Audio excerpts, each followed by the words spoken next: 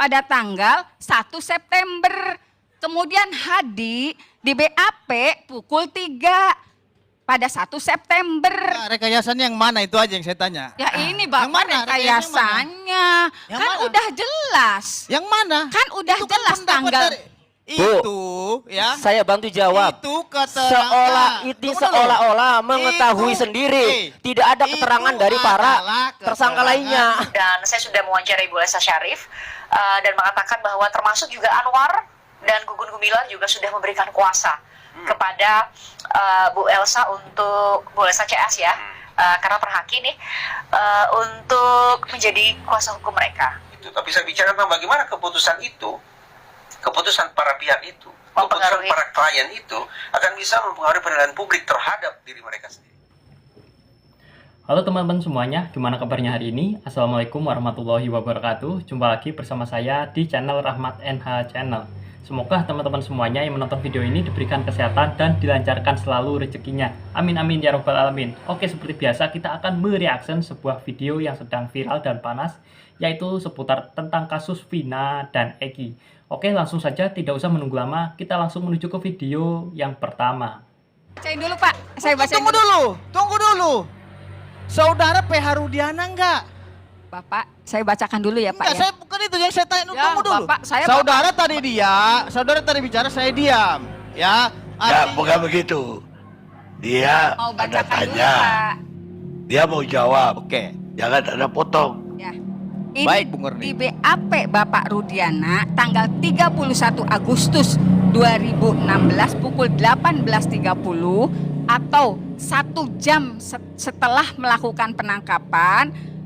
Disebutkan Pak, ini pertanyaannya di nomor 6 Pak. Tenang Pak, saya nggak bakal nangis Pak, serius saya udah kuat. Apakah saudara tahu dengan cara bagaimana pelaku melakukan perbuatan tersebut?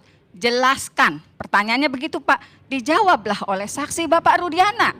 Para pelaku yang berjumlah 11 orang tersebut melakukan perbuatan tersebut dengan secara bersama-sama memukuli korban dengan menggunakan bambu dan menusuk dan membacok korban dengan menggunakan senjata tajam jenis samurai yang mengakibatkan kedua korban di jalan flyover Jembatan Talun, Kepompongan Cirebon, seolah-olah kedua korban tersebut dari keterangan para pelaku juga sebelumnya membunuh korban saudara Vina tersebut. Para pelaku terlebih dahulu memperkosa secara bergantian.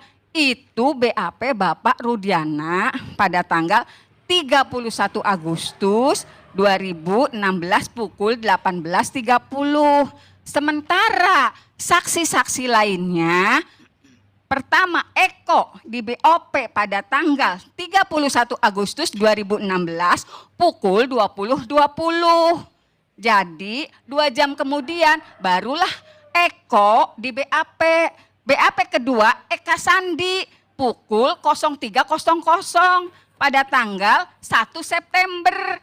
Kemudian Hadi di BAP pukul 3 pada 1 September. Nah, rekayasanya yang mana itu aja yang saya tanya. Ya ini Bapak rekayasanya. Kan udah jelas. Yang mana? Kan udah jelas tanggal. Itu ya. Saya bantu jawab. Itu keterangan. Seolah-olah mengetahui sendiri. Tidak ada keterangan dari para tersangka lainnya. Dari saksi. Tahu nggak yang dikatakan rekayasa? Contohnya nih. Ini nih pisum ya. Pisum ini sebenarnya itu ditemukan adalah luka tusukan. Di sini semua ada tusukan. Tiba-tiba dirubah, tidak ada tusukan di situ hasil pisum. Itu namanya rekayasa.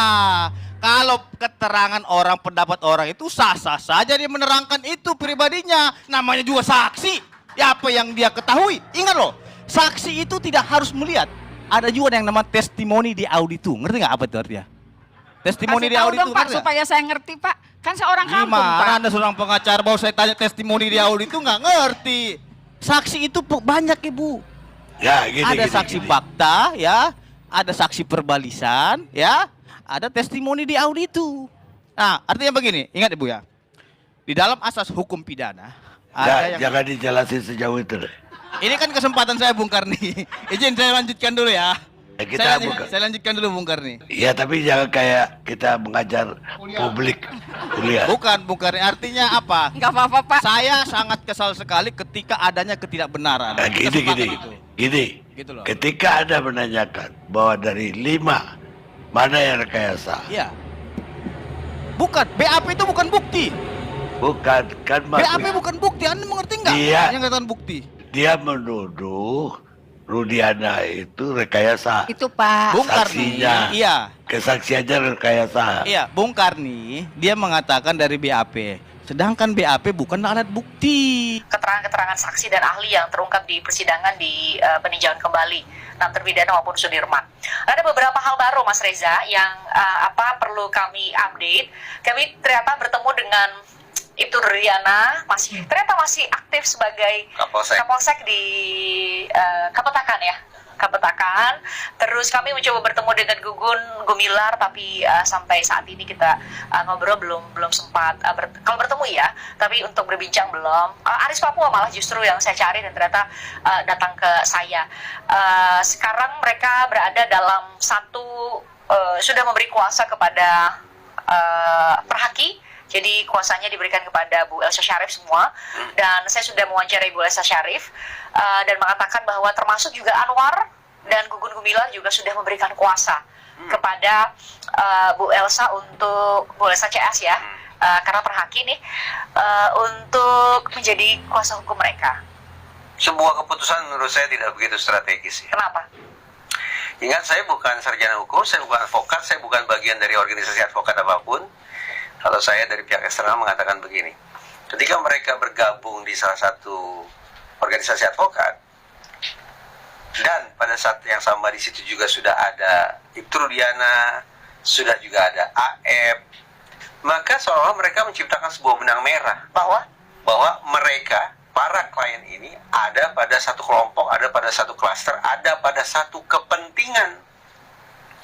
Dan itu paling tidak dari sisi penilaian publik ya, atau paling tidak penilaian saya, itu memunculkan sebuah penilaian yang kurang positif.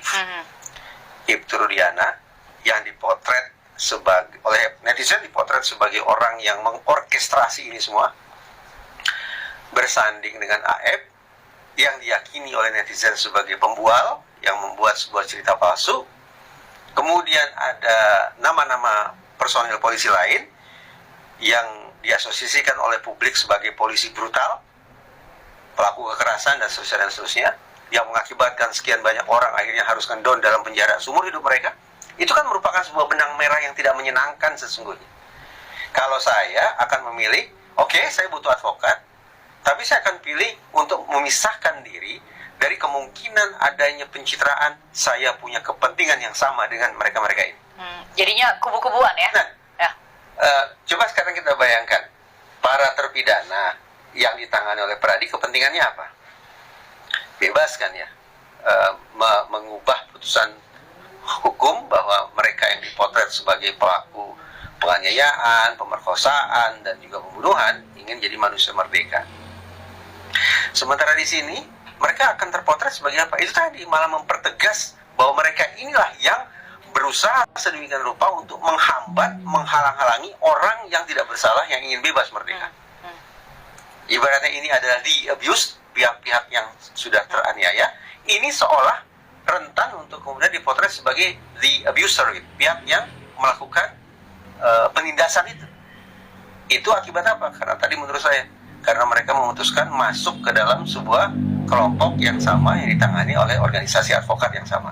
Ingat, saya tidak sedang bicara tentang mengecam organisasi advokat, bukan itu. Tapi saya bicara tentang bagaimana keputusan itu, keputusan para pihak itu, keputusan para klien itu akan bisa mempengaruhi penilaian publik terhadap diri mereka sendiri. Terutama nama-nama yang seperti Aris Papua gitu ya, yang mengatakan bahwa saya nggak satu circle kok dengan Ibtu Rudiana, bahkan saya tidak pernah bertugas di Polres Cirebon Kota. Kan kontradiktif, tapi ternyata keputusan mereka membuat mereka berada pada satu kubu. Paling tidak sekali lagi itu adalah penilaian. Nah, jadi gimana nih pendapat kalian setelah menonton video barusan? Nah, jika ada pendapat atau ada kritik dan saran, langsung saja tulis di kolom komentar.